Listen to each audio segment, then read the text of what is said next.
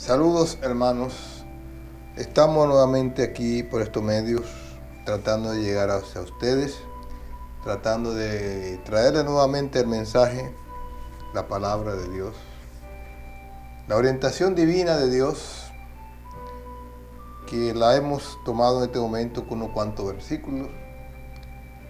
Toda la Biblia nos refleja su visión, toda la Biblia nos conduce hacia un punto que es la salvación.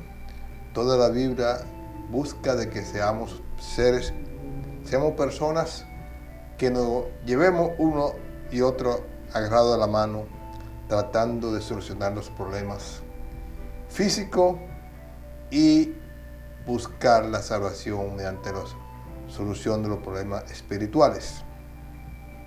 En el día de hoy vamos a hablarle sobre algo que es que algunas personas tratan de tomar la palabra de Dios, como dice una expresión, toman texto de la Biblia, de esos textos de la Biblia toman pretexto y luego hacen su propio contexto, de tal forma que son tan capaces de llevar su contexto a una forma tan clara que son capaces de engañar hasta lo más ilustrado, hasta lo más dedicado a la cosa de Dios. Y eso es lo que debemos tratar siempre de evitar. En el día de hoy vamos a hablarle sobre eso con una interrogante. ¿Es realmente la Biblia la palabra inspirada de Dios? Y esa interrogante viene porque hay personas que han tomado tiempo para estudiar la palabra, estudiar teología, estudiar profundamente todo lo relacionado a Dios. Y al final dudan de que la palabra, de que lo que es la Biblia ha sido escrita por inspiración divina. Vamos a tratar específicamente sobre eso y para eso vamos a traer unos cuantos versículos. Vamos a trabajar con 2 de Timoteo 3:16. Vamos a trabajar con 1 de Corintios en el capítulo 2, en el versículo 10, 11, 12, 13 hasta el 14. Vamos a trabajar con 2 de Pedro capítulo 1, versículos 20 y 21. Vamos a trabajar también con Mateo 24, versículos 23 y 24, y Apocalipsis en el primer libro, en el libro 1, el capítulo 1 mejor dicho.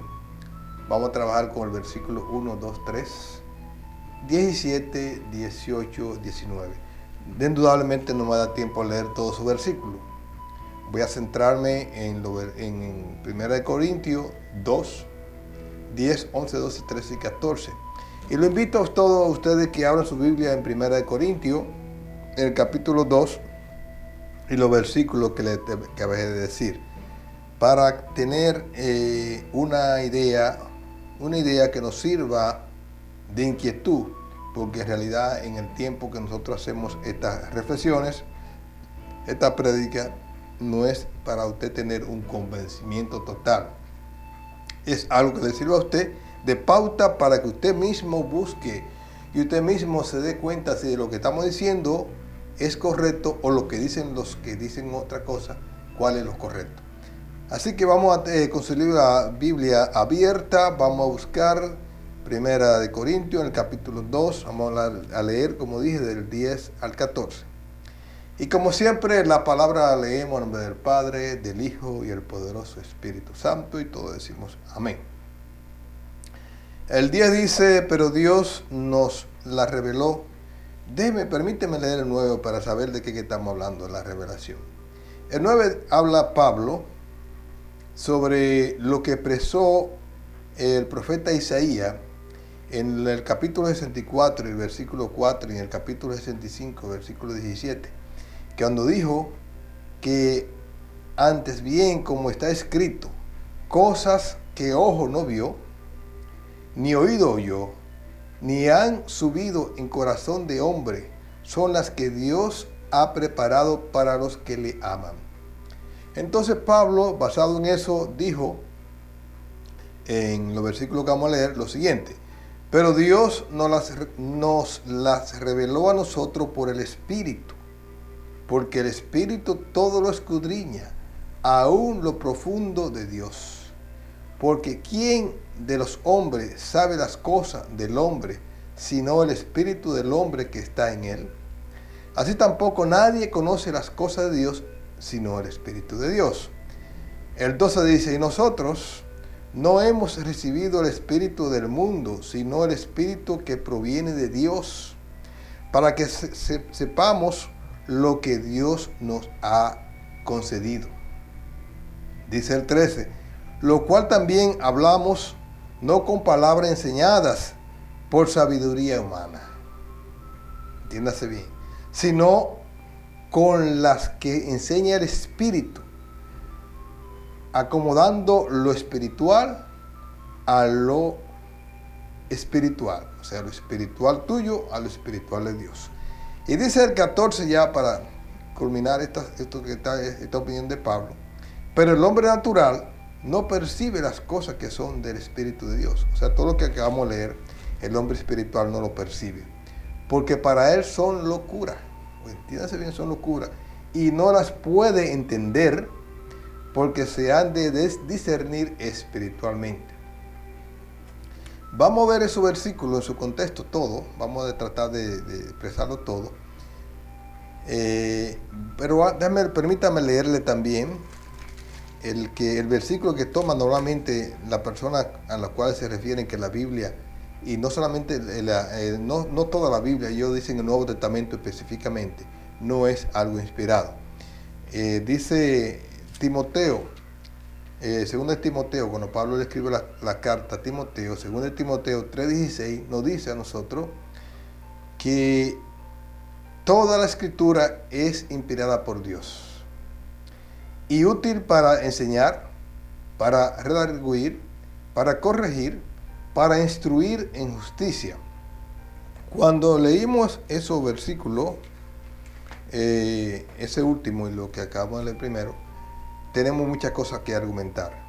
Antes todo, vamos a pedirle al Señor Dios Todopoderoso que nos ilumine, y permítame orar simplemente, brevemente, para que nos dé sabiduría y entendimiento de las cosas que vamos a decir, que todo venga conforme al deseo que tiene Él para cada uno de nosotros.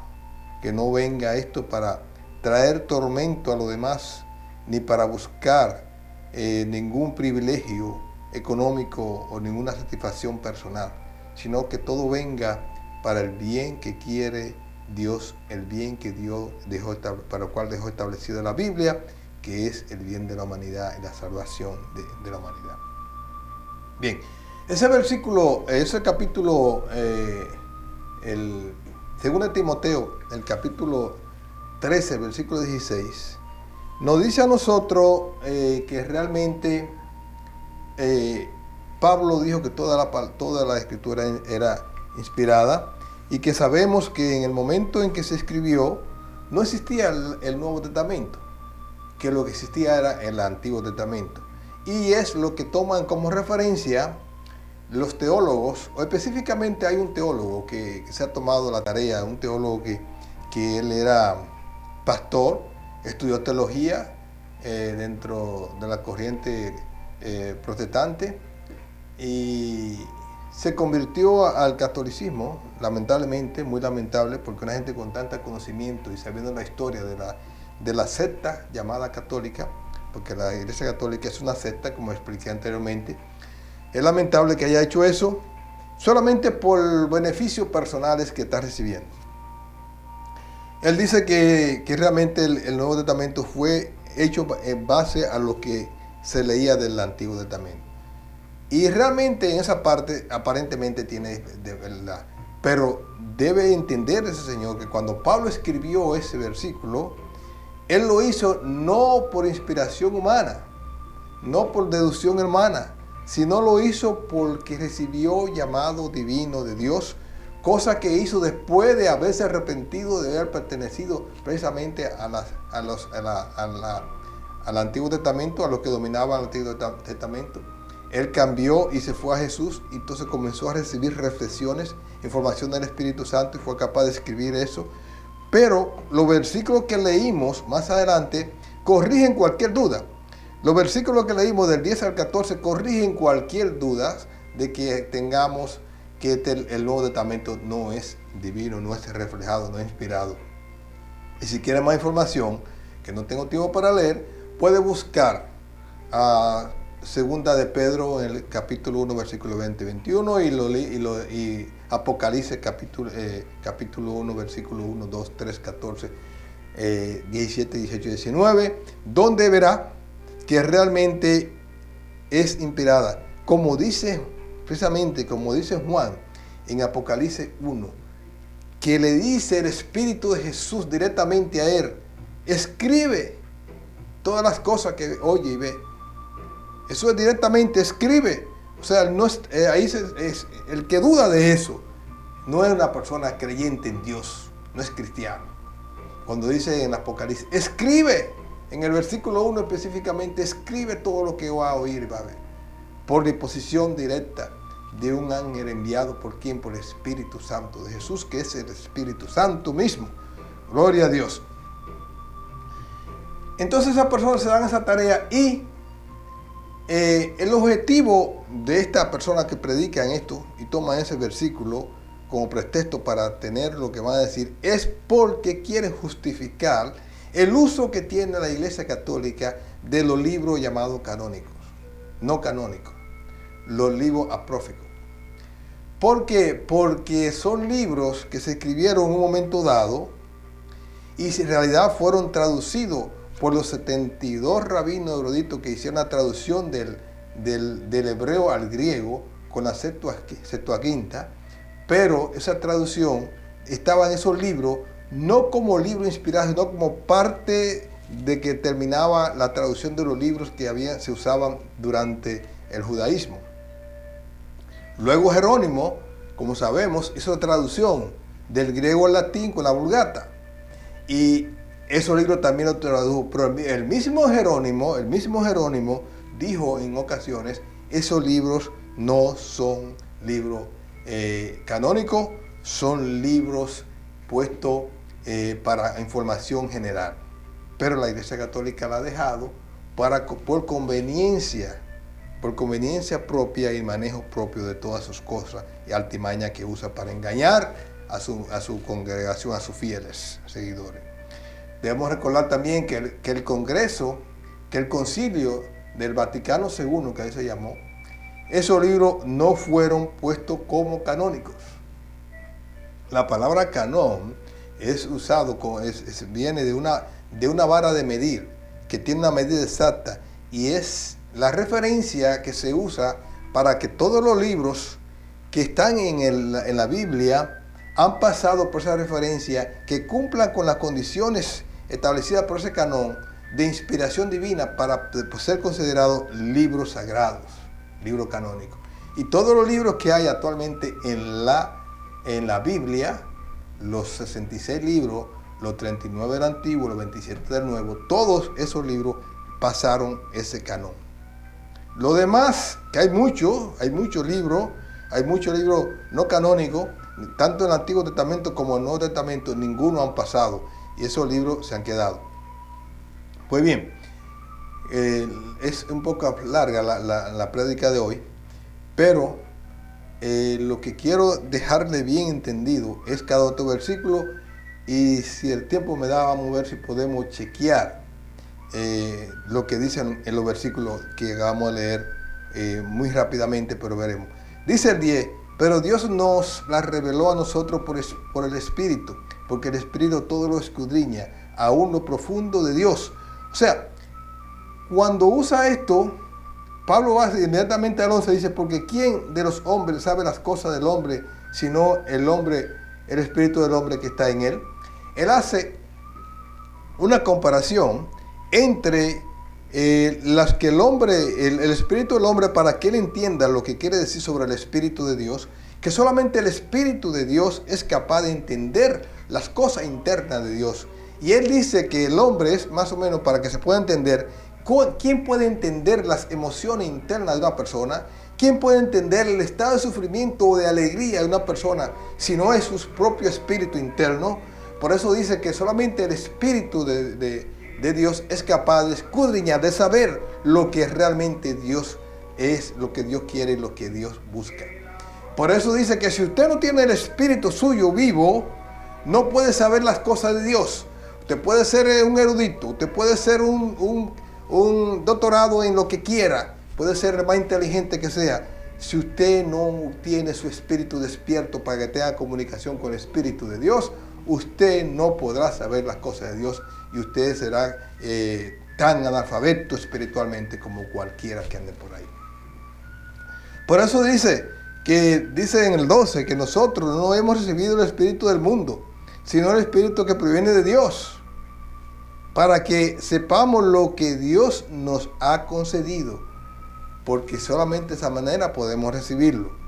Dice el 13, por lo cual hablamos no con palabras enseñadas por sabiduría, no con palabras enseñadas a nivel universitario, no con palabras enseñadas en centro educativo, en especialidades, doctorado y demás. Dice, sino con las que enseña el Espíritu, acomodando lo espiritual a lo espiritual, acomodando lo espiritual de Dios a lo espiritual tuyo. Pero él culmina y dice más tajantemente y claramente todo eso, lo resume en el 14. Pero el hombre natural no percibe las cosas que son del Espíritu de Dios. El hombre natural no la puede percibir.